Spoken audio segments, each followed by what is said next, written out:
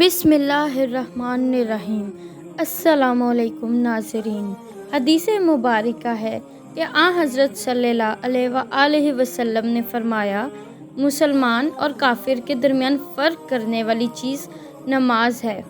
حضور نبی کریم صلی اللہ علیہ وآلہ وسلم نے فرمایا، جس شخص نے جان بوجھ کر نماز چھوڑی، قیامت کے دن اللہ تبارک و تعالیٰ اس سے بہت غصے کے ساتھ پیش آئے گا۔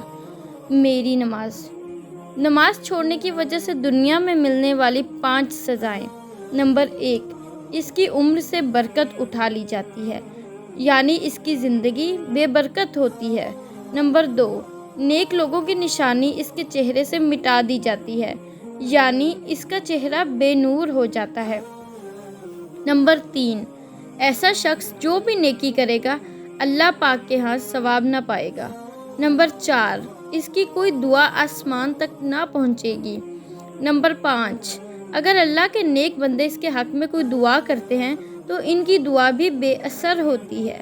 بے نمازی کو موت کے وقت دی جانے والی سزائیں۔ نمبر 1، بے نمازی کی موت ذلت کے ساتھ ہوگی۔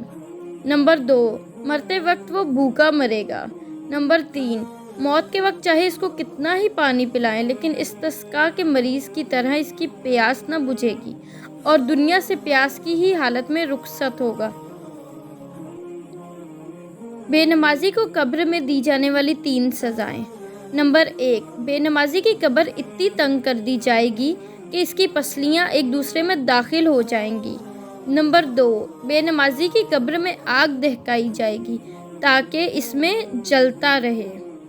نمبر 3، قبر میں اس پر ایک بہت بڑا سانپ مسلط کر دیا جائے گا جس کا نام الشجا القرا یعنی گنجا سانپ ہے۔ اس کی آنکھیں آگ کی سی ہوں گی، ناخن لوہے کے ہوں گے، ہر ناخن کی لمبائی 1 دن کی مسافت تک کی ہوگی، یعنی تقریباً 12 کوس کے برابر۔ اس کے ناخن ہوں گے۔ وہ میت سے کلام کرتے ہوئے کہے گا، میں گنجا سانپ ہوں۔ اس کی آواز بجلی کی سی کڑکدار ہوگی۔ وہ کہے گا کہ مجھے میرے رب نے حکم دیا ہے کہ نماز فجر ضائع کرنے پر سورج نکلنے تک مارتا رہوں، اور نماز ظہر ضائع کرنے پر عصر تک مارتا رہوں، اور نماز عصر ضائع کرنے پر نماز مغرب تک مارتا رہوں، اور نماز مغرب ضائع کرنے پر نماز عشاء تک مارتا رہوں، اور نماز عشاء ضائع کرنے پر نماز فجر تک مارتا رہوں۔ بے نمازی کو قیامت میں ملنے والی 3 سزائیں۔ نمبر 1، بے نمازی کا حساب بہت سختی سے لیا جائے گا۔ نمبر 2، بے نمازی پر خدا کا قہر اور اس کا عذاب ہوگا۔ نمبر 3، بے نمازی کو ذلیل کر کے جہنم میں داخل کر دیا جائے گا۔ آپ صلی اللہ علیہ وآلہ وسلم نے بے نمازی کے لیے ارشاد فرمایا، قیامت کے دن اللہ اسے کالے خنزیر کی صورت میں اٹھائے گا۔ حضرت نوفل بن معاویہ رضی اللہ تعالیٰ عنہ سے روایت ہے کہ رسول اللہ صلی اللہ علیہ وآلہ وسلم نے ارشاد فرمایا، جس شخص کی نماز فوت ہو گئی وہ ایسا ہے گویا اس کے گھر کے لوگ اور مال و دولت سب چھین لیا گیا، یعنی اگر آدمی سے اس کا مال بال بچے سب چھین لیے جائیں اور وہ اکیلا کھڑا رہ جائے تو جس قدر رنج و صدمہ اس حالت میں اس کو ہوگا، ایسا ہی صدمہ نماز چھوٹنے میں ہونا چاہیے، کیونکہ نماز کا ضائع کرنا بھی انجام کے اعتبار سے ایسا ہی ہے، اور آدمی جس قدر اپنے بال بچوں اور مال و دولت کے ضائع ہونے سے ڈرتا ہے، اسی طرح بلکہ اس سے زیادہ نماز کے ضائع ہونے سے ڈرنا چاہیے۔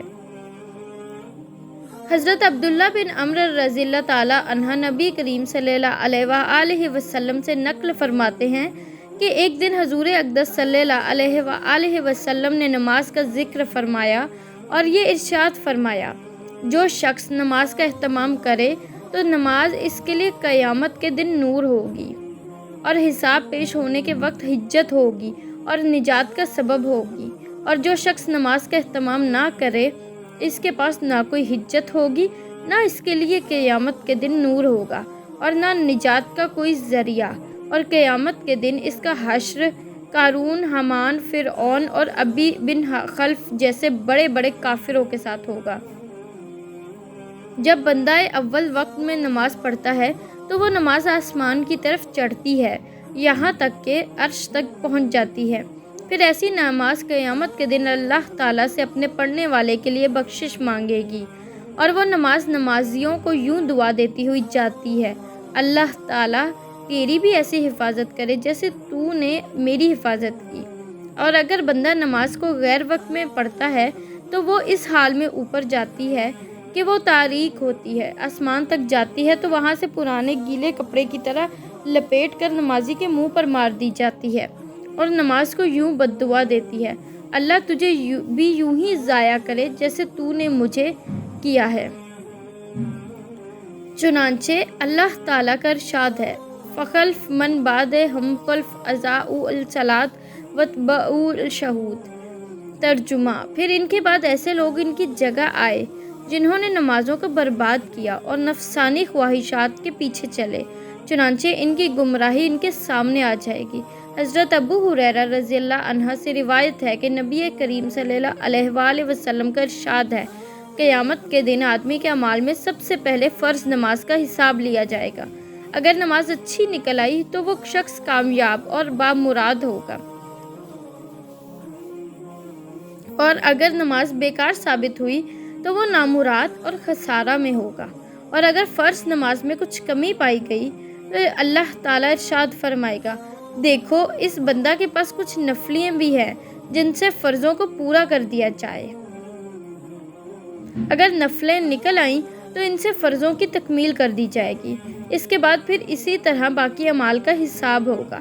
اس حدیث شریف سے معلوم ہوا کہ آدمی کو نفلوں کا ذخیرہ بھی اپنے پاس رکھنا چاہیے، تاکہ اگر فرضوں میں کچھ کوتاہی نکلے تو وہ نفلوں سے پوری کر دی جائے۔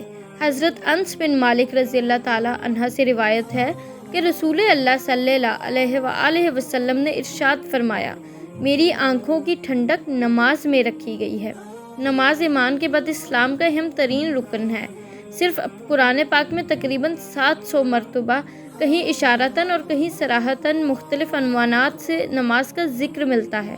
صرف نماز ہی دین اسلام کا ایک ایسا عظیم رکن ہے جس کی فرضیت کا اعلان زمین پر نہیں بلکہ 7 آسمانوں کے اوپر بلند و اعلیٰ مقام پر معراج کی رات ہوا۔ نیز اس کا حکم حضرت جبرائیل علیہ السلام کے ذریعہ نبی اکرم صلی اللہ علیہ وآلہ وسلم تک نہیں پہنچا، بلکہ اللہ تعالیٰ نے فرضیت نماز کا تحفہ بذات خود اپنے حبیب صلی اللہ علیہ وآلہ وسلم کو عطا فرمایا۔ لہٰذا نماز بہت اہتمام سے اور توجہ سے باجماعت ادا کرنی چاہیے، اور پوری نماز آرام و اطمینان سے ادا کرنی چاہیے۔ اللہ پاک سے دعا ہے ہم سب مسلمانوں کو پابندی سے نماز پڑھنے کی توفیق عطا فرمائے۔